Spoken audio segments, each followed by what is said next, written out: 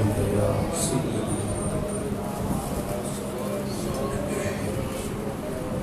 حمد و ثنا کے بعد عزت و تکریم کے لائق جلوہ فراز مقتدر علماء، معزز و محتشم حاضرین، السلام علیکم ورحمۃ اللہ۔ چند باتیں آپ کے گوش گزار کر کے گفتگو سمجھ لوں گا۔ دعا ہے اللہ حق بیان کرنے کی توفیق عطا فرمائے اور قابل عمل باتوں پر ہم سب کو عمل کر کے زندگی کی راہوں کو درست کرنے کی توفیق عطا فرمائے۔ اسلامی سال کا یہ پہلا بابرکت مہینہ ہے اور اس کا آغاز قربانی سے ہوتا ہے۔ سال کا اختتام بھی قربانی پہ ہوتا ہے۔ غریب و سادہ و رنگی ہے داستان حرم، نہایت اس کی حسین ابتدا ہے اسماعیل۔ اس ماہ کی 10 تاریخ کو حضرت امام حسین رضی اللہ تعالی عنہ نے دشت نینوا کو میدان کربلا بنا دیا تھا، اپنی جان دے کے اسلام کی آبرو بچائی۔ دعا ہے اللہ ہمیں حسین ابن علی رضی اللہ تعالی عنہ کی اسوہ پہ عمل کی توفیق عطا فرمائے۔ یہ بات ذہن نشین رکھیے گا، عادت باری تعالیٰ ہے، وہ جس کو جتنا بڑا مقام دیتا ہے اس کو پھر اتنی بڑی آزمائش کی راہ سے بھی گزارتا ہے۔ یاری تیری سونا پر ازمائشاں تیریاں آگ ہے، سونا پرکھیا جاودائے نال اکا دے لگ۔ جس کو وہ جتنا بڑا مقام دیتا ہے اس کو آزمائش کی اتنی بڑی راہ سے بھی گزرنا پڑتا ہے۔ میں آپ کو دشت نینوا تک لے چلوں گا۔ پہلے کچھ تذکرے اللہ کے انبیاء کے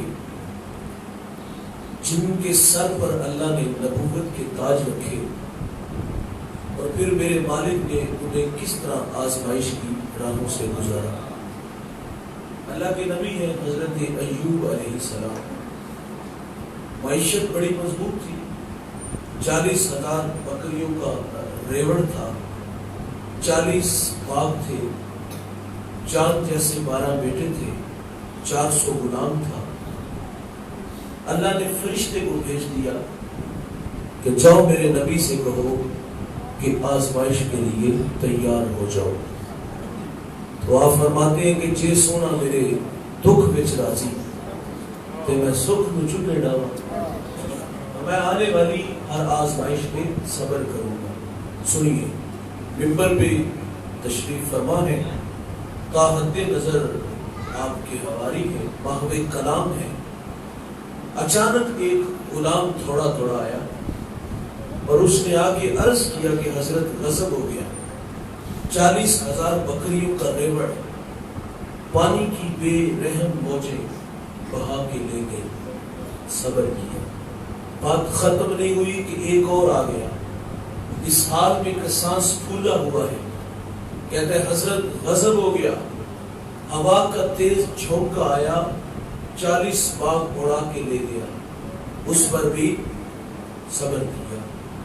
اچھا ایسا نہیں ہوا کہ اب 6 ماہ کا اس میں وقفہ ڈال دیا گیا کہ چلو 6 ماہ امتحان کے بغیر مجھے معاشی بہت بڑا دھچکا لگا ہے۔ امتحان ایک وقت میں لیے گئے، ایک اور غلام تھوڑا دوڑا آیا اور اس نے جو آگے خبر دی وہ خبر سن کے کلیجہ منہ کو آتا ہے۔ اس نے کہا حضرت آپ کے 12 بیٹے کسی کے ہاں مہمان بنے، مکان کی چھت گری اور آپ کے 12 بیٹے شہید ہو گئے۔ قرآن آنکھوں کی ٹھنڈک، من کا قرار ہوتی ہے، یہ اسائی پیڑھی ہوتی ہے، بڑھاپے کا سہارا ہوتی ہے۔ ایک جھٹکے میں 12 بیٹے شہید ہو گئے، اس پر بھی صبر کیا۔ آپ کے جسم پر زخم آئے، شہر والوں نے شہر سے نکال دیا۔ زخم جب نوکے زبان پہ آئے تو پھر اللہ کے نبی گویا ہوئے، شکوہ نہیں کیا۔ شکوہ میں کرتا ہوں، آپ کرتے ہیں، میں معذرت سے کہوں گا، ہم کمزور لوگ ہیں، ہمیں تھوڑی سی کوئی آزمائش کا سامنا آ جائے تو ہم کہتے ہیں یا اللہ سارے لوگ ہمارے لیے، لیکن جو اہل اللہ ہوتے ہیں وہ راضی پر رضا رہتے ہیں، محبت کی زبان بولی۔ فرماتے مالک 40,000 بکریوں کا ریوڑ پانی کی بپھرتی موجیں بہا کے لے گئی، میں نہ بولا۔ 40 باغ ہوا کا تیز جھونکا چھین کے لے گیا، میں نہ بولا۔ میرے چاند سے 12 بیٹے شہید ہوئے، اے اللہ میں پھر بھی نہیں بولا۔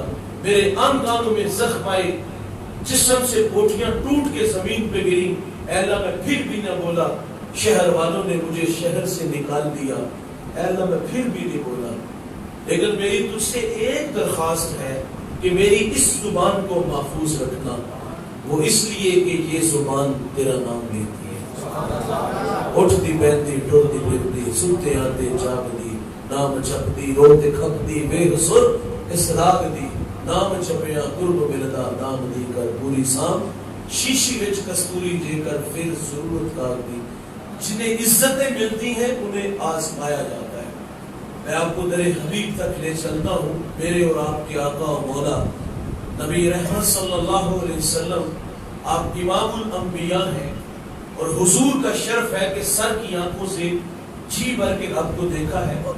آزمائشیں کتنی ہیں، ابھی شب بادر میں ہے، دنیا میں تشریف نہیں لائے کہ آپ کے سر سے آپ کے والد کا سایہ اٹھا لیا گیا۔ یہ اس وقت ہوا کہ جب حضرت عبداللہ شادی کے کچھ عرصہ بعد تجارت کے لیے ملک شام گئے، اور وہاں سے واپس عبد المطلب کے ننہال یثرب آئے۔ یثرب بیماریوں کا گھر تھا، بیمار ہوئے، اور وہ بخار آپ کی جان لیوا ثابت ہوا، اور یہ خبر مکہ المکرمہ میں عبد المطلب کے خاندان پر بجلی کی طرح گرتی ہے۔ سیدہ آمنہ رضی اللہ تعالی عنہا، انہوں نے تو ابھی اپنے ماہ تمام کو جی بھر کے دیکھا بھی نہیں تھا، جی چاہتا تھا کہ میں اڑ کے یثرب چلی جاؤں، مٹی کے اس پودے کو دیکھوں اور اس کی خاک کو اپنی آنکھوں کا سرما بناؤں، لیکن جس امانت کا آپ کو امین بنانا تھا اس کی حفاظت کے ذمہ نے حضرت آمنہ کو روک لیا۔ دنیا میں آئے نہیں، سر سے باپ کا سایہ اٹھا لیا گیا۔ 6 سال عمر ہوئی، میرے نبی چلنے پھرنے کے قابل ہوئے، سفر کی صحبتیں سہنے کے لائق ہوئے، تو سیدہ آمنہ نے اپنے من کی کہانی اپنے سسر عبد المطلب سے کہہ ڈالی۔ یہ آرزوؤں کا ایک ہجوم ہے، میری آرزو ہے کہ میں یثرب جاؤں اور اس خاک کو اپنی آنکھوں کا سرما بناؤں۔ آپ نے اجازت دی تو سیدہ ام ایمن کو ساتھ بھیج دیا۔ یہ 3 نفوس قدسیہ مکہ سے یثرب آئے، یہاں کچھ دیر ٹھہرے اور پھر واپس مکہ لوٹ آتے ہیں۔ آدھا سفر طے کر لیا، آدھا سفر ابھی باقی تھا۔ راستے میں ایک ابوا نامی بستی آئی جہاں سیدہ آمنہ آ کے رک جاتی ہے۔ بخار ہو گیا اور آپ جان گئے کہ یہ بخار میری جان لے گا۔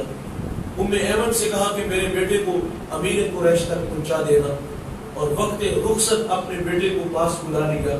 ادھر بچپنے کی معصومیت، پیشانی میں نبوت کا نور، اور ادھر ماں اداس اور تھکا ہوا لہجہ، 2 ایک باتیں کی اور پھر ہمیشہ کے لیے پہاڑوں میں سو گئی۔ فرماتی بیٹے کلو حیّن میت، کلو جدید بالغ، کلو کبیر یفنا، وانا میتۃ وذکر باق وولدت طہرا۔ فرمایا بیٹے ہر نئی چیز نے پرانا ہو جانا ہے، ہر باقی نے فنا ہو جانا ہے۔ فرمایا بیٹے میں بھی جا رہی ہوں، لیکن سنو میرا ذکر باقی رہے گا، وہ اس لیے کہ میں تیرے جیسا سونا محمد چھوڑ کے جا رہی ہوں۔ سانسوں کی مالا ٹوٹ گئی، موتی کہیں فضا میں بکھر گئے۔ حضور ماں سے لپٹ کے اور لپٹ کے رونے لگے، اور کیا کہتے ہیں ماں جی آپ کیوں نہیں بولتے، آپ آنکھیں کیوں نہیں کھولتے؟ آستہ چمن خاموش ہے، جانے والے نہیں لوٹ کے آتے، لیکن کچھ جانے والے ایسے ہوتے ہیں جو دلوں میں دھڑکن بن کے رہتے ہیں، وہ خوشبو ہوتے ہیں جو پاس پاس رہتے ہیں۔ حضور ماں سے لپٹ کے روئے اور پھر اپنے ننھے ننھے ہاتھوں سے کالے پتھروں کی قبر بنائی اور اس میں آنسوؤں کا چھڑکاؤ کیا. جہاں تک ماں نظر آتی رہی پلٹ پلٹ کے ان کالے پتھروں والے قبر کو دیکھتے ہیں اور پھر وہاں سے لوٹ آتے ہیں. ام ایمن کہتی ہیں کہ میں حضور کو لے کے پہاڑ سے نیچے اتری اور میری آنکھیں کیا دیکھتی ہیں کہ حضور میرے ساتھ نہیں ہے. دوبارہ پھر میں پہاڑ پہ چڑھی تو دیکھا حضور ماں کے سرانے کھڑے ہیں اور وہاں کھڑے ہو کر کہہ رہے تھے کہ ماں جی آپ تو جانتے ہو کہ میرا اس دنیا میں آپ کے سوا کوئی بھی نہیں. ام ایمن کی جان نکل گئی, حضور کو سینے سے لگا لیا. آقا فرمایا کرتے تھے کہ ام ایمن میری ماں کے بعد میری ماں لگتی ہے. میں نے سیدہ آمنہ کے مزار کی زیارت کی ہے. یہ مدینہ سے 350 کلومیٹر کے فاصلے پر اور مقام بدر سے 85 کلومیٹر کے فاصلے پر ابوا نامی بستی ہے. 2:45 بجے سحری کے وقت ہم وہاں پہنچے. ماحول بالکل خاموش تھا, ہوا کا کہیں سے کوئی ایک جھونکا بھی نہ آیا.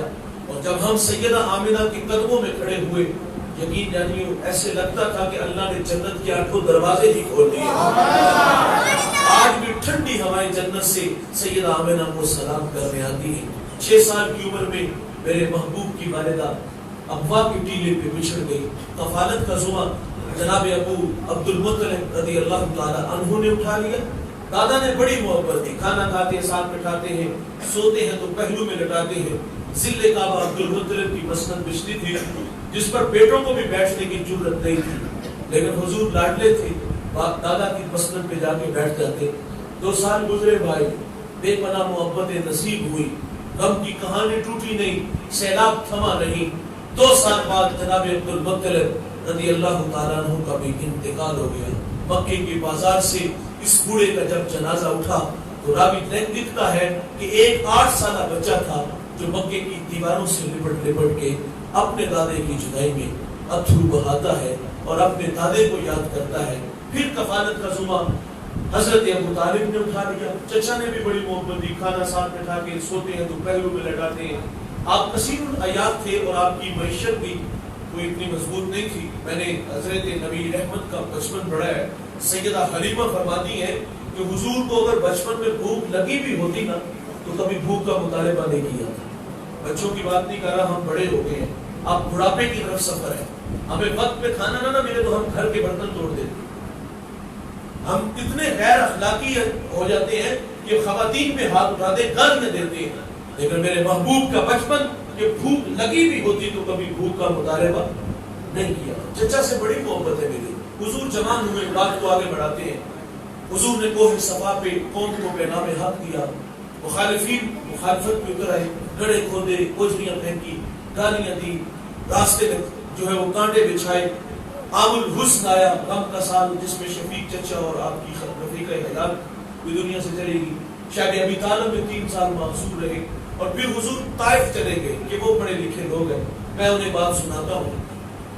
حضور نے انہیں بھی بات سنائی, یہ ان کی قسمت کی انہوں نے مسترد کر دی دعوت. اللہ کے حبیب صلی اللہ علیہ وسلم فرماتے میں آیا, میں نے تمہیں اپنی بات سنائی, یہ تمہاری قسمت کی, اسے قبول نہیں کیا, لیکن میرے آنے کی خبر مکہ کے لوگوں کو نہ دینا, وہ مجھے زیادہ دکھ دیں گے. تو انہوں نے کہا ہم تو اس کی تشہیر کریں گے. سنیے صاحب, میرے آقا صلی اللہ علیہ وسلم طائف کے بازار سے گزرنے لگے اور 2 رویا کی تاریں تھیں, وہ باش لڑکے ہیں اور ان کے ہاتھوں میں پتھر ہے. آقا قدم اٹھاتے ہیں تو وہ حضور کے پاؤں پہ پتھر مارتے ہیں. حضور کو درد ہوا تو حضور درد کی شدت کی وجہ سے زمین پہ بیٹھ گئے. وہ بدبخت آگے بڑھے, حضور کو کندھوں سے پکڑ کر پھر اٹھایا اور حضور کو چلنے پہ مجبور کیا. حضور نے دوسرا قدم اٹھایا تو حضور نے حضور کے دوسرے پاؤں پہ پتھر مارا گیا. لہو لہان بدن ہوا. جوانوں, اس دین کی بنیادوں میں پیغمبر کا خون ہے. میں اوکاڑا ایک جگہ خطاب کر رہا تھا, میرا لہجہ وہ تھوڑا سا تلخ ہے لیکن حقیقت پہ مبنی بات ہے. وہ اقبال نے کہا تھا کہ چمن میں تلخ نوائی میری گوارا کر, کہ زہر بھی کرتا ہے کبھی کار دریا کی. کڑوی کشیلی ہے لیکن اس کو قبول ضرور کیجیے گا. اور صاحب, میں نے پر جستا یہ بات کی, میں نے کسی کے ہاتھ نہ چومے. عقیدت کا معیار اپنی جگہ پہ ہم رکھتے ہیں عقیدت, لیکن ہر کسی کے ہاتھ بھی نہیں چومتے. ہم بھی اپنا جو وہ معیار رکھتے ہیں. خیر وہ بات میں الجھاؤ سا بنا, لیکن میں نے یہ بات وہاں کی تھی کہ دین حجروں میں بیٹھ کے نہیں پھیلا, دین نذرانے وصول کر کے نہیں پھیلا, صرف ہاتھ چما کے نہیں پھیلا. دین محنت سے, دین جستجو سے, دین تبلیغ سے پھیلی ہے. میرے کریم آقا صلی اللہ علیہ وسلم طائف آئے اور طائف والوں نے پتھر مارے اور سارا بدن لہو لہان ہے. عرض کیا گیا, فرشتہ آگے کہتا حکم ہو تو بستی کو الٹ دیا جائے. فرمایا رحمت بن کے آیا, زحمت بن کر نہیں آیا. اور وہاں ایک جملہ ارشاد فرمایا تھا جو علماء کے لیے تھا, مبلغین کے لیے تھا. آقا فرماتے مجھے ان کی نسلوں سے امید ہے کہ وہ میرے ساتھ چلیں گے. بعض کا حالات ایسے بن جاتے ہیں مسجد میں, ویسے وہ کہتے ہیں جس کی گھر میں نہیں چلتی, جو جس کی بہو بات نہیں مانتی, وہ مسجد میں آ کے جو ہے نا وہ کچھ نہ کچھ مولوی پہ آ کے برس جاتا ہے. پنکھے کیوں چل رہے ہیں, قالین کیوں گندے ہیں, یہ ساری باتیں ہوتی ہیں. بعض کا دل پر کاشتہ بندہ ہو جاتا ہے, وہ کہتے ہیں یار چھوڑ یار, ہمیں تو سجدے سے غرض ہے, جو یہاں نہیں تو وہاں صحیح, دین نہیں کام کرنا اتنے نہیں تو کدھر اور صحیح.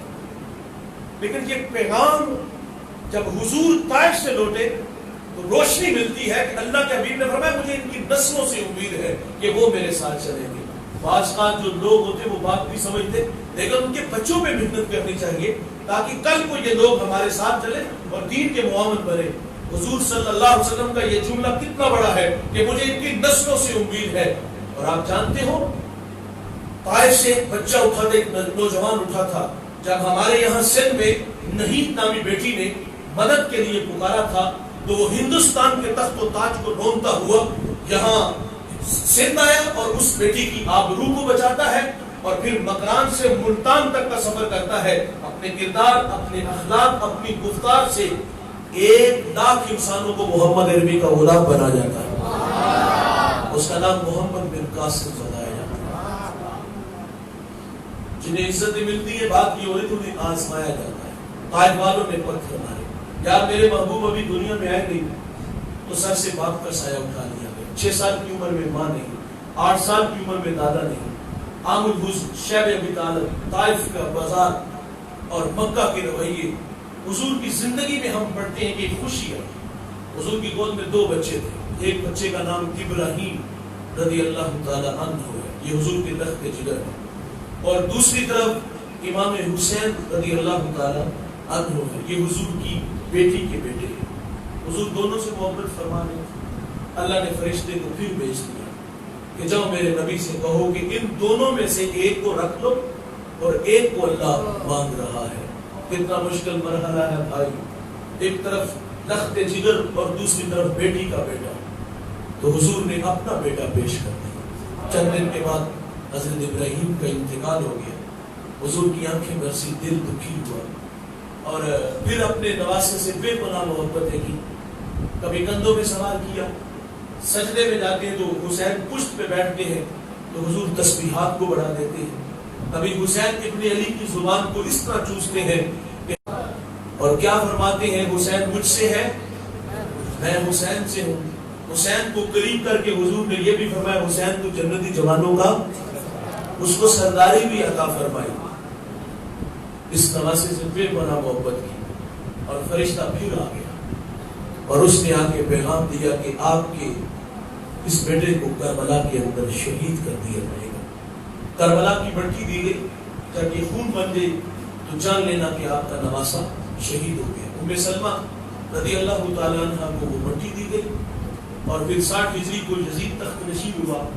آپ نے تفصیل سے یہ واقعہ سن رکھا ہے. جو پیغام میں آپ لوگوں کے نام کرنے والا ہوں اس کو سنیے اور اللہ سے عمل کے جذبے مانگیے گا. 60 ہجری کو جب یہ تخت نشین ہوا تو اس نے ولید بن عتبہ کو پیغام بھیجا کہ حسین ابن علی ابن زبیر 2 شخصیات تھی جو معتبر تھی, ان سے میرے لیے بیعت کو. وہ تو پہلے مکہ چلے گئے. امام حسین کو اس نے رات کی تاریکی میں طلب کیا. آپ جانتے تھے کہ اس وقت میں ولید کسی سے ملاقات نہیں کرتا, بات خطرے سے خالی تھی. آپ نے دوستوں سے مشاورت چاہی, مشورہ یہ طے پایا کہ میں اندر جاؤں گا, کچھ محافظ جو ہے وہ باہر کھڑے رہیں گے, اگر حالات ٹھیک نہ ہوئے تو میں آواز دوں گا, آپ دارالامارت کی دیواریں پھیلان کے اندر آ جائیں. آپ تشریف لے گئے. ولید نے بتایا کہ کاتب وحی حضرت امیر معاویہ رضی اللہ تعالیٰ عنہ کا وصال ہو گیا اور آپ یزید تخت نشین ہے اور وہ بیعت کے لیے کہہ رہا ہے. تو آپ نے فرمایا کہ میرے جیسا شخص رات کی تاریکی میں چھپ کے بیعت نہیں کر سکتا. آپ وہاں سے آنے لگے تو مروان بن حکم جو نائب تھا اس نے سرگوشی کی کہ اس کو روکو, اگر یہ چلے گئے تو بعد میں قابو پانا مشکل ہوگا, فیصلہ ابھی کرو, بیعت کرتے ٹھیک, نہیں تو سر کاٹ کے دمشق میں یزید کی بارگاہ میں بھیجو. امام حسین نے اس کی یہ بات سن لی اور ایسا نہیں ہوا کہ جلدی جلدی آپ محل سے باہر آ گئے، بلکہ انہیں قدموں سے واپس پلٹے. فرمایا تم نے کیا کہا ہے؟ ولید کہتے ہیں حضور ہم آپس میں کوئی بات کر رہے ہیں. فرمایا میں نے سن لیا ہے. اور آپ فرماتے تم جانتے نہیں میں کون ہوں؟ میری رگوں میں حیدر کرار کا خون دوڑتا ہے. میں معاویہ کا بیٹا، یزید فاسق ہے، فاجر ہے، میں حسین اس کی بیعت سے انکار کرتا ہوں. تو لوگ بات کی گھر آئے، اپنی بہن زینب کو کہا کہ یزید تخت نشین ہے اور وہ بیعت کے لیے کہہ رہا ہے، اور میرے جیسا شخص اس کی بیعت تصور بھی نہیں ہو ہی نہیں سکتا، اور پھر رد عمل کے طور پہ وہ یہاں لڑائی چاہے گا، اور میں مدینہ الرسول صلی اللہ علیہ وسلم کے تقدس کو پامال نہیں کرنا چاہتا، اس شہر کو خون سے لالازار نہیں کرنا چاہتا. مشورہ یہ طے پایا کہ ہم مدینہ چھوڑ کے مکہ چلے جاتے ہیں. مدینہ چھوڑنا آسان ہے. اس مجمع میں بہت سارے حاجی لوگ بھی ہوں گے، بہت سارے ایسے جنہوں نے عمرہ کی سعادت بھی حاصل کی ہوگی. صرف 8-10 دن کے لیے جاتے ہیں اور جب واپس پلٹتے ہیں یوں ہی آ جاتے ہیں، دل پہ ہاتھ رکھ کے آتے ہیں. مدینہ سے پلٹنا قیامت سے کم نہیں بھائی. یہ وہ ہیں جو گئے ہیں، جو نہیں نہ گئے ان کی کیفیت سنو. وہ کہتے کرم فرماؤ ساڈے تے حبیبی یا رسول اللہ، مدینے اور نہیں دیندی غریبی یا رسول اللہ. میرے ٹیچر ہے سلیم دراوی، صفحہ اول کے شعراء میں ان کا نام ہے، پنجابی بھی بہت اچھا لکھتے ہیں. وہ تخیلات میں خود کو کھینچ کے در حبیب تک لے جاتے ہیں اور سنیے کلیجے ٹھاری. وہ کہتے ہیں آسا دے بوئے کھل دے، درداں دے ورکے تھل دے، دکھاں دے چھپڑ جھل دے، اکھاں چو ہنجو ڈل دے، لو لو دا سینہ پاڑ دے، آقا جی دل نو ساڑ دے. ہوتے تے ہوتا کھا رہے ہیں، وہماں چ ڈبدا جا رہے ہیں، دسیاں نہ چننا تاریاں، دائیاں تو پچھ پچھ ہا رہے ہیں. جتھے خدا دا نور ہے وہ شہر کنی دور ہے. سوچا پکاندا جاونا، من وچ بٹھاندا جاونا، نقشے پکاندا جاونا، کر لے کرینا انج دا، ہونا مدینہ انج دا. ویلے نے ڈاڈے یا نبی، پلے نہیں ساڈے یا نبی، بیٹھے دراڈے یا نبی، امتی تو ہاڈے یا نبی. ہجراں دے تھریے شوق دے، مڑ مڑ کے ایہو کوک دے.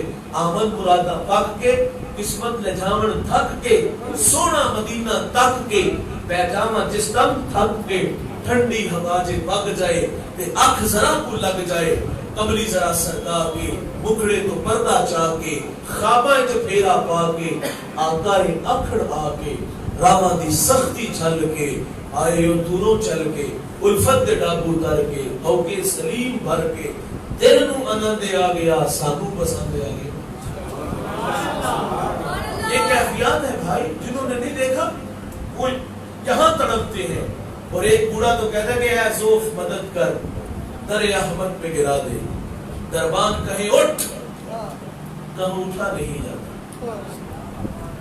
کیفیات ہے نا. اور جو وہاں گیا ہے، جا کے بیٹھا ہے، اس کی کیفیت اپنی بن جاتی ہے. وہ نگاہیں جھکا کے محبوب سے باتیں کرتا ہے تو اس کی کیفیت کیا ہوتی ہے؟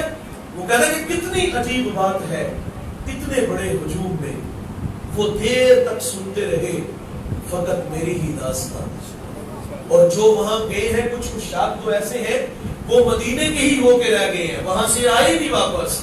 قبلہ فرماتے ہیں کہ میں ایک بوڑھے کے پاس بیٹھا ہوا تھا تو ان سے گفتگو جاری تھی، تو نماز کا وقت ہوا تو میں نے ان سے اجازت چاہی کہ اچھا بابا جی اجازت دیجیے، اللہ آپ کو لمبی عمر عطا فرمائے. فرماتے کہ میں نے بات کی تو وہ بوڑھا رونے لگا. فرماتے میرا دل ڈوب سا گیا، اللہ خیر فرمائے. میں نے تو کبھی پاکستان میں بھی کسی کا دل نہیں دکھایا اور اس بوڑھے کی آنکھیں کیوں نمناک ہوئی. فرماتے میں نے رک کر کے پوچھا کہ بابا جی میری کوئی بات جو دل کو لگی ہو.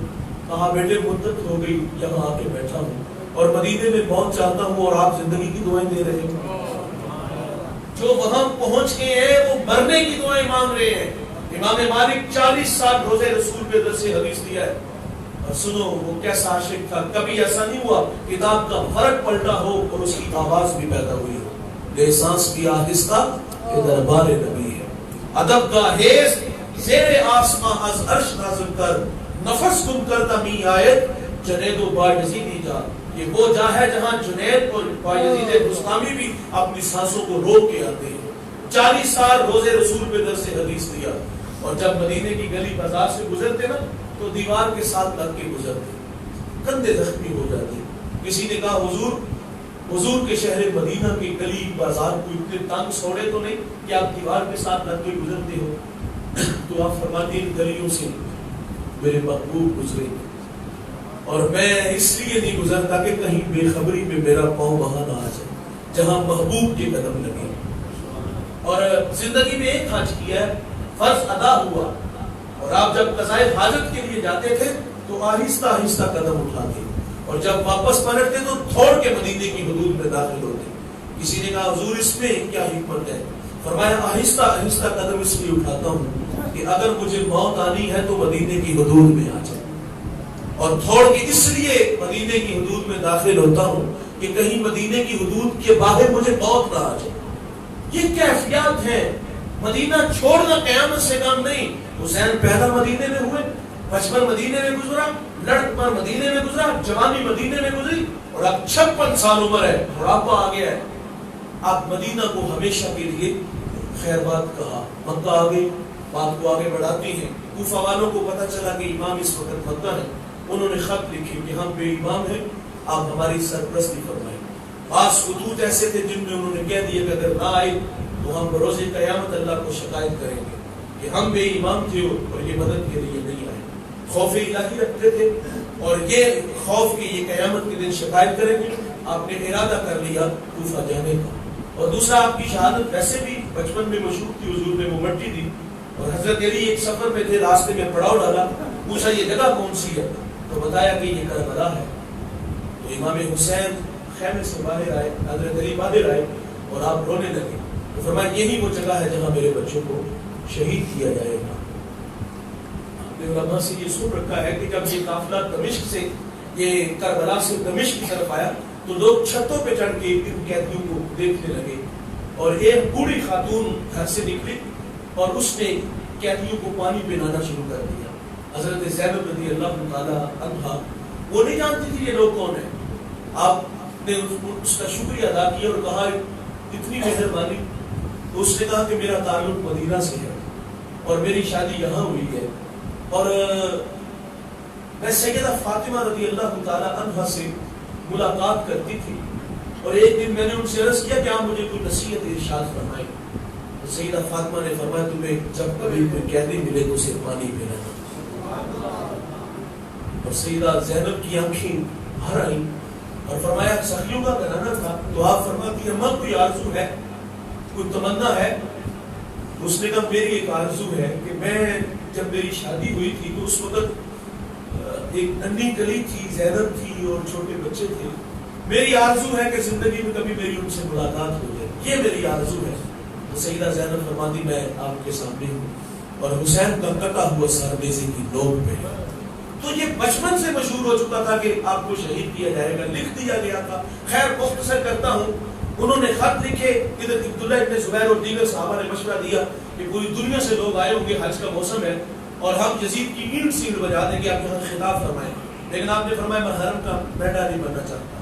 انہوں نے خط لکھے, پھر مشورہ یہ طے پایا کہ آپ اپنا کوئی نمائندہ وہاں بھیجیں جو وہاں کے حالات سے باخبر کرے. مسلم بن عقیل کو بھیجا گیا. پہلے دن 14,000 کوفی مسلم بن عقیل کے ہاتھ پہ بیعت کرتے ہیں امام کے لیے, کیونکہ وہاں کے جو گورنر تھے وہ نعمان بن بشیر تھے, اور وہ محب اہل بیت میں سے تھے. انہوں نے کوئی مزاحمت نہیں کی, اور مسلم بن عقیل نے خط لکھ دیا کہ حضرت آپ تشریف لائیں, یہ لوگ آپ کے لیے دیدہ و دل فرش راہ ہے. یہ خط مکہ آ گیا, اور ادھر کوفہ کے حالات بدل گئے. حالات کیسے بدلے؟ جو یزید کے حمایتی جو انہوں نے یزید کو خط لکھا کہ یہاں جس شخص کو تم نے متعین کیا ہے وہ تو ہاتھوں پہ ہاتھ رکھ کے بیٹھا ہے, کسی ایسے شخص کو بھیجو جو یہاں کے فتنے کو آگے دبائے, اس حالات کو کنٹرول کرے. اور اس نے پھر ابن زیاد کو بھیجا جو بصرہ کا گورنر تھا, اور وہ رات کی تاریکی میں آیا, حجازی لباس پہنا اور اوپر اپنے چہرے پر کپڑا ڈال دیا, صرف یہ دیکھنے کے لیے, چیک کرنے کے لیے کہ لوگوں کے دلوں میں ایمان کی محبت کتنی ہے. جب یہ کوفہ میں داخل ہوا, لوگ سمجھے شاید کہ امام آ گئے, لوگ پیچھے پیچھے چلنے لگے, اور یہ سیدھا نعمان بن بشیر کے محل تک پہنچا. آپ نے اندر سے کنڈی لگائی اور چھت پہ چڑھے, اور فرمایا کہ میں مشورہ دیتا ہوں. وہ بھی سمجھے کہ شاید کہ امام آئے ہیں. اس نے کہا آپ واپس چلے جائیں. اس نے چہرے سے کپڑا اٹھایا اور کہا دروازہ کھولے. دروازہ کھولا گیا, نعمان بن بشیر کو موصول کیا گیا. مسلم بن عقیل رضی اللہ تعالیٰ عنہ کو شہید کر دیا گیا. 40,000 کوفی امام کے لیے بیعت کر چکا تھا. لیکن جب ابن زیاد نے آگے تقریر کی نا کہ آپ لوگ ہمیں جانتے ہو، مجھے اور میرے والد کو، ہم دونوں اہل بیت کے بڑے پرانے دشمن ہیں، اور اگر تم نے لڑائی ہمارے ساتھ کرنی تو پھر تیار ہو جاؤ. اس نے دھمکی دی، الکوفی لا یوفی، کوفیوں کی بے وفائی پہلے سے ہی مشہور تھی، کوفی بے وفا ہوتے، وفادار نہیں ہوتے. انہوں نے بیت کو توڑ دیا. 40,000 میں 1,000 تھا، نماز کے لیے گئے 500، اور جب سلام پھیرا تو پیچھے ایک کوفی بھی باقی نہیں تھا. مسلم عقیل کو بے دردی سے شہید کیا گیا. اور جب آپ کی سانسیں ٹوٹ رہی تھی تو اس وقت آپ فرما رہے تھے، کاش کہ کوئی میرے بھائی حسین کو بتا دے کہ مجھے قتل کر دیا گیا ہے.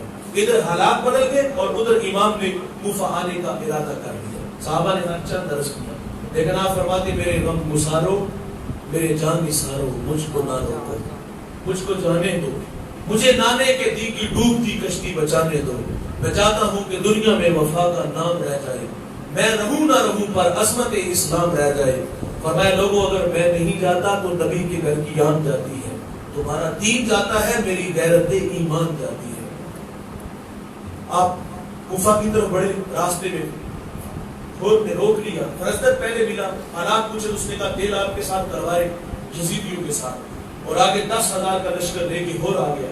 اور جب اس نے روکا تو حضرت امام نے اپنے مجاہدوں کو کہا انہیں پانی پلاؤ، اور فرمایا ان کے جانوروں کو بھی پانی پلاؤ. اور پھر قصہ مختصر میرے بھائی، 1 یا 2 محرم کو یہ کربلا میں اللہ کے نبی کے نواسے آ کے ٹھہرتے ہیں، اور 7 محرم کو پانی بند ہوا، اور 10 محرم کو دو بدو جنگ کا آغاز ہوا. مجاہدین اپنی اپنی بہادری کے جوہر دکھاتے رہے، واسطے نام کرتے رہے، اور پھر شہادت کا جوڑا پہنتے ہیں. اور امام حسین اپنے مجاہدین کو اپنے کندھوں پہ سوار کر کے لاتے ہیں، اور اللہ سے اتنا ہی کہتے ہیں مالک حسین کی اس قربانی کو قبول کر لے. بیٹا علی اکبر میدان میں اترتا ہے تو بیٹا بھی بہادری کے جوہر نکالتا ہے، کئیوں کو واسطے نام کرتا ہے، اور پھر دوبارہ چھوڑ کر کے خیمے کی طرف آتا ہے اور عرض کیا ابا جی مجھے 2 گھونٹ پانی کی مل جائے. تو دیکھیے آپ کا بیٹا کیا کرتا ہے. امام حسین نے اپنی زبان اپنے بیٹے کے منہ میں رکھ دی، تھوڑی سی تراوٹ آئی تو پھر میدان میں اترے. آپ کے بعد انہوں نے چال بدل لی، پہلے تو تلوار سے لڑتے تھے، اب انہوں نے دور سے پتھر مارنے شروع کر دی. بتائیے صاحب جب علی اکبر کو پتھر لگے ہوں گے چاروں طرف سے، چہرے پر بھی لگا ہوگا، آپ کے ہونٹوں کو جس کو امام چوما کرتے تھے وہاں بھی لگے، آپ کے رخسار پر، آپ کے سینے پر. اور جب آپ زخموں کی تاب نہ لا سکے تو آپ گھوڑے سے زمین پہ تشریف لے آئے اور اپنے والد کو آواز دیتے ہیں. امام حسین کی عمر اس وقت 56 سال 5 ماہ 5 دن تھی. داڑھی اور سر کے بالوں میں ایک بال بھی سفید بال نہیں تھا. لیکن جب بیٹے نے کربلا کی پٹی میں آواز دی کہ ابا مجھے سنبھالیے، تو امام اپنے بیٹے کو وہاں سے اٹھا کے خیمے تک لاتے ہیں تو آپ کی ساری داڑھی اور سر کے سارے بال سفید ہو جاتے ہیں. پھر ننھا علی اصغر بھی پیش کرتے ہیں، حلق میں تیر لگتا ہے اور وہ خون فضا میں پھینک دیتے ہیں اور کہتے ہیں مالک حسین کی اس قربانی کو بھی قبول فرما لے. 9 سال کا قاسم میدان میں اترتا ہے، 2 منٹ کے اندر انہیں بھی شہید کر دیا جاتا ہے. اور پھر امام خود میدان عمل میں اترتے ہیں، کئیوں کو واسطے نار کیا، اور پھر دشمن کی طرف سے تیر تلواریں نیزے لگے. امام گھوڑے سے زمین کی طرف آتے ہیں اور اپنی پیشانی کو سجدے میں رکھ دیتے ہیں اور کیا کہتے ہیں مالک میں تیری تقدیر پہ راضی ہوں، دیکھ 69 تن اور میری اپنی جان بھی تیرے حضور پیش ہونے والی ہے، بتا تو مجھ سے راضی ہوا ہے کہ نہیں ہوا. میں تیری تقدیر پہ راضی ہوں، بتا تو بھی راضی ہوا ہے کہ نہیں ہوا. اس منظر کو یقیناً حوروں نے بھی دیکھا ہوگا، فرشتوں نے بھی جھانک جھانک کر کے دیکھا ہوگا. ایک وقت تھا فرشتوں نے کہا تھا نحن نسبح بحمدک ونقدس لک قال انی اعلم ما لا تعلمون. فرشتوں نے کہا تھا مالک تسبیح ہم بولتے ہیں، پاکی ہم بولتے ہیں، انسان کو بنانے کی کیا ضرورت. تو اللہ نے فرمایا تھا انی اعلم ما لا تعلمون، فرشتوں جو میں جانتا ہوں وہ تم بھی جانتے. آج کربلا میں انی اعلم ما لا تعلمون کی تفسیر ہو رہی ہے. فرشتوں تمہارے سینوں میں دل ہوتے، اس میں دھڑکنیں ہوتی، اس میں قاسم کا پیار، اس میں علی اصغر کی محبت، اس میں علی اکبر کا پیار ہوتا. میں دیکھتا کس طرح میری راہ میں قربان کرتے. فرمایا یہ میرا بندہ حسینی تو ہے، سب کچھ قربان کرنے کے باوجود کہہ رہا ہے بتا مولا تو مجھ سے راضی بھی ہوا ہے کہ نہیں ہوا. اس منظر کو اقبال نے دیکھا تو سیدہ کو سحرور پیش کرتا ہے. وہ کہتا ہے رشتہ آئین حق زنجیر پاس، پاس فرمانے جناب مصطفیٰ ورنہ گردے تربتش گردید میں سجدہ برخا کے باشید میں. اقبال کہتا ہے سیدہ تیرے والد کی شریعت کا پابند ہوں, حکم ہے کہ اللہ کے علاوہ سجدہ جائز نہیں, ورنہ آرزو آج مچل رہی ہے کہ میں کعبے کی طرف منہ کر کے سجدہ نہ کروں, تیری قبر کی طرف رخ کر کے سجدہ کروں, کعبے کو طرف طواف نہیں تیری قبر کی طرف طواف کروں, کیونکہ جو کام تو نے کیا ہے وہ دنیا کی کسی اور عورت نے نہیں کیا. نبی کے گھر کی ہے عزت, نبی سے سنتے ہیں, علی کے گھر کی ہے عظمت, علی سے سنتے ہیں. وہ جس نے معزز کیا گھرانے کو, حسین پال کے دیا جس نے زمانے کو. یار یہاں اقبال فاطمہ کو سہرود اس لیے پیش کر رہے ہیں, وہ کہتا ہے سیدہ یہ تیرا کردار تھا, یہ تیری تربیت تھی. سیدہ کا کام کیا تھا؟ دودھ بھی پلاتی تھی, سونے محمد پہ درود بھی پڑھتی تھی. تو بچوں نے دشت نینوا کو میدان کربلا بنا دیا. ماں مؤثر ہوگی تو اولاد بھی مؤثر ہوگی. کربلا سے ہمیں ایک پیغام یہ بھی ملتا ہے, نیپولین یا ہٹلر نے کہا تھا تو مجھے اچھی مائیں دو میں تمہیں اچھی قوم دوں گا. ماں مؤثر ہوگی تو اولاد بھی مؤثر ہوگی. لیکن معذرت سے صاحب آج مزاج بدل گیا, آج معیار بدل گیا. پہلے تقویٰ, عبادت, اخلاق, تعلیم معیار ہوا کرتے تھے, اور جب تک یہ معیار تھا تو بچے پیدا ہونے والے بختیار کاکی جیسے ہوتے تھے, بچہ علی حجویری جیسے ہوتے تھے, غوث اعظم جیسے پیدا ہوتے تھے. لیکن جب یہ معیار بدلا تو پھر بچے گلوکار آئے, ایکٹر آئے. کیونکہ معیار کیا بدلا ہے؟ ہم نے کہا جہیز میں ہمیں یہ چیزیں چاہیے, ہمیں گاڑی چاہیے, ہمیں بنگلہ چاہیے, ہمیں پلاٹ چاہیے. ہم بڑے چھوٹے لوگ ہیں یار, موبائل پہ بک جانے والے لوگ ہیں, گھر کی قیمتیں اور سنگ مرمر پہ بک جانے والے لوگ ہیں. کبھی کردار دیکھا جاتا تھا, اخلاق دیکھے جاتے تھے, اس کو ثانوی حیثیت دے دی گئی. تو جب معیار دولت ہوگی تو پھر نتائج بھی اسی طرح کے. وہ کسی ٹیچر نے بچوں سے سوال کیا, بچوں بڑے ہو کے کیا بنو گے؟ ایک بچہ کہتا ہے, کسی نے ڈاکٹر کہا ہوگا, کسی نے انجینئر. ایک بچے نے پوچھا تو وہ کہتا ہے میں بڑا ہو کے صحابی رسول بنوں. ابھی یہ طرح کردار ہے, کہا بڑا ہو کے صحابی رسول بنوں گا. تو ٹیچر نے پوچھا بیٹے تیرے دل میں یہ شوق کیسے پیدا ہوا؟ اس نے کہا کہ میری والدہ روزانہ سونے سے پہلے مجھے ایک صحابی رسول کا قصہ سنا کے سوتی ہے, تو میرے دل میں شوق پیدا ہوا ہے کہ میں بڑا ہو کے صحابی رسول بنوں. یار یہ کردار ہے. ماں مؤثر ہوگی تو اولاد بھی مؤثر ہوگی. معیار تو رکھو.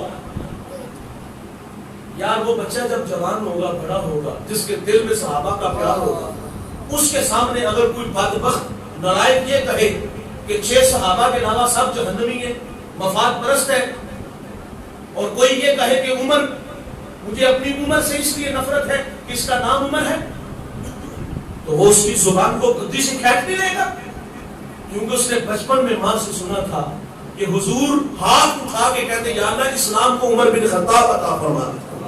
وہ تو مراد رسول ہے. وہ بچہ کہے گا عمر تو وہ شخصیت عطا فرما دے, میرے بعد کوئی نبی ہوتا تو یہ جوان ہوتا. اگر کوئی یہ بدبخت کہے کہ میری زبان گندی ہوتی ہے ابو بکر کا نام لینے سے, وہ اس کی زبان کو گدی سے کھینچ لے گا, کیونکہ اس نے بچپن میں ماں سے سنا تھا ابو بکر وہ جوان ہے. حضور فرماتے میں نے جس کو بھی دین دیا اس نے تعامل سے, تردد سے کام لیا. فرمایا ابو بکر وہ جوان ہے, میں نے اس کو دین دیا, اس نے جھولی میں ڈال دیا. حضور غزوہ تبوک کے لیے فنڈ کا اعلان کرتے ہیں, ہر ایک اپنی اپنی استعداد کے مطابق دیتے ہیں, لیکن ابو بکر کیا کہتے ہیں؟ آقا مال مانگو تو مال دوں گا, جان مانگو تو دو جان میری, نہیں کہ نکلے زبان میری, کٹا کے رکھ دو زبان میری. تو ابو بکر ٹاٹ کا خرقہ کانوں کے تخمے لگا کے حضور کی خدمت میں حاضر ہوتے ہیں, اور حضور صلی اللہ علیہ وسلم خوش ہوتے ہیں, اللہ بھی راضی ہوتا ہے. اللہ جبریل کو حکم دیتا ہے آج میرے محبوب کی چوکھٹ پہ جانا ہے, لیکن جانا اس طرح جس طرح ابو بکر گئے ہیں. ٹاٹ کا خرقہ کانٹوں کے تخمے لگا کے حضور کی چوکھٹ پہ حاضر ہوا. حضور فرماتے ہیں آج کس ادا میں آگے ہو؟ کہا آج کی ادا جو ابو بکر نے اپنائی ہے وہ اللہ کو بڑی پسند آئی ہے. وہ یار ماں سے سنا ہوگا کہ حضور صلی اللہ علیہ وسلم نے فرمایا میں نے دنیا میں سب کو صلہ دیا ہے, اس کو صلہ قیامت کے دن میرا رب ہی عطا فرمائے. تو ایسے بدبختوں کی ٹولی میں, ایسے بدبختوں کی مجالس میں نہیں بیٹھے گا. ماں مؤثر ہوگی تو اولاد بھی مؤثر. اور دوسری بات, حسین ابن علی رضی اللہ تعالیٰ عنہ جب کربلا کے میدان پہ زخموں کی تاب نہیں لا سکے تو اپنی پیشانی کو سیدھا خدا کے آگے جھکا دیتے ہیں اور سبحان ربی الاعلیٰ کے نغمے اعلان دے. ہم کیسے حسینی ہیں؟ کیا فقط محبت کا معیار یہ ہے کہ چند دیگے چڑھا دو اور 2 آنسو بہا دو اور محبت کے میدان میں ہم بہت بڑے؟ محبت تو عمل کو آسان کرتی ہے، محبت دعویٰ عمل دلیل ہے۔ حسینیت کے نعرے تو کھوکھلے ہیں، انہوں نے تو وقت آخر بھی نماز نہیں چھوڑی تھی، ان کی تو کبھی تہجد بھی قضا نہیں ہوئی تھی۔ وہ کیا کسی نے خوب کہا تھا کہ میں مر کے بھی زندہ ہوں اہل وفا کی محفل میں، میری محفل میں آ میرا مزار نہ پوچھ۔ وہ کہتا جن راہوں پہ ہم چلے ان راہوں پہ آؤ۔ اگر آپ حسینی ہیں، حسینیت کا دم بھرتے ہیں، تو پھر حسین ابن علی تو وقت آخر بھی نماز نہیں چھوڑی۔ آج وعدہ کرتے کہ آج کے بعد ہم نماز نہیں چھوڑیں گے، قیامت کے دن اللہ فرمائے گا مجھے سجدہ کرو، اس دن بے نمازی بھی چاہے گا ساری زندگی نہیں اللہ کی مانی آج ہی کر رہا ہوں، لیکن دوست اس دن باوجود چاہنے کے سجدہ نہیں ہوگا، قبریں یوں اکڑ جائیں گی، اور بے نمازی کہاں کھڑا ہوگا؟ قارون، حمان، ابی بن خلف۔ اور یہ کون ہے؟ یہ اللہ رسول کے دشمن ہے۔ جس صف میں اللہ رسول کے دشمن ہوں گے اسی صف میں بے نمازی ہوں گے۔ میں ڈسٹرکٹ منڈی ماوندی نے ایک جگہ بیان کرنے گیا، وہ کیا ساگر صدیقی نے کہا تھا کہ کون کہتا ہے کہ ظلمات نے دم توڑ دیا ہے؟ ہم تو آج بھی اندھیروں میں بھٹک رہے ہیں۔ نماز کا وقت تھا، ایک ذات کا مصلی تھا، میں بھی اسی صف میں کھڑا تھا، اس شخص نے اس کو کھینچ کے پچھلی صف میں کر دیا۔ وہ کہتا تیرے ساتھ تو میری نماز بھی نہیں ہوتی، اور ہم کمی کے ساتھ کھڑا ہونا اپنی توہین سمجھتے ہیں۔ تو قیامت کے دن جو اللہ رسول کے دشمن ہوں گے ان کے ساتھ کھڑا ہونا کیا یہ اعزاز کی بات ہے؟ کیا عزت کی بات ہے؟ حسین نے تو وقت آخر بھی نماز نہیں چھوڑی تھی۔ اور آخری بات گفتگو سمیٹ لیتا ہوں، امام حسین رضی اللہ تعالیٰ عنہ نیزے کی نوک پہ بھی قرآن پڑھتے ہیں۔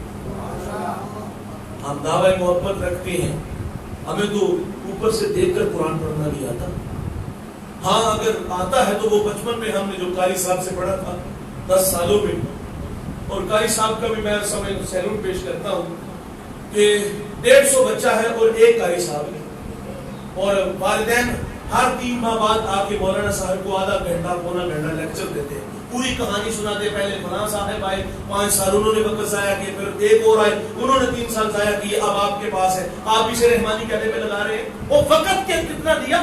150 بچہ ہے اور آدھا گھنٹہ ٹائم ہے، اور اس آدھے گھنٹے میں بھی 10 دفعہ پیغام گھر سے آیا اس نے اسکول جانے جلدی اس کو چھٹی دے۔ میں تو سمجھتا ہوں کہ قاری صاحب کی بڑی محنت ہے کہ انہوں نے 10 سالوں میں اس کو پڑھا دیا ہے۔ ہم نے بچپن میں پڑھا اور پھر ہمیشہ کے لیے قرآن کو بند کر کے تاک میں سجا کے رکھ دیا۔ ہاں ہمارا قرآن مجید سے رابطہ رہتا ہے، گاہے گاہے ہم نے فیکٹری بنائی، ہم نے کارخانہ بنایا، ہم نے دکان بنائی، تو بطور برکت ہم نے اپنے کارخانے میں فیکٹری میں قرآن پڑھا، وہ بھی خود نہیں پڑھا معذرت سے، وہ بھی ہم مسجد سے حفاظ کو لا کے بیٹھاتے ہیں۔ ہمارا تو کوئی اپنا پیارا عزیز والد فوت ہو جائے نا تو وہاں بھی ہم لوگوں سے سپارے مانگتے پھرتے ہیں، تو یار خود پڑھا کرو۔ یا ہم نے بیٹے کی شادی کی تو اس کے ساتھ اس کا سایہ دے کے اس کو رخصت کر دیا۔ ہمارا تعلق صرف اتنا ہے۔ اگر آپ حسین ابن علی کے ماننے والے ہیں تو پھر کردار بھی اپنانا ہوگا۔ اللہ تعالیٰ سے دعا ہے جو کہا سبحان اللہ سب عمل کی توفیق عطا فرمائے، آنے والوں کو جزائے خیر عطا فرمائے۔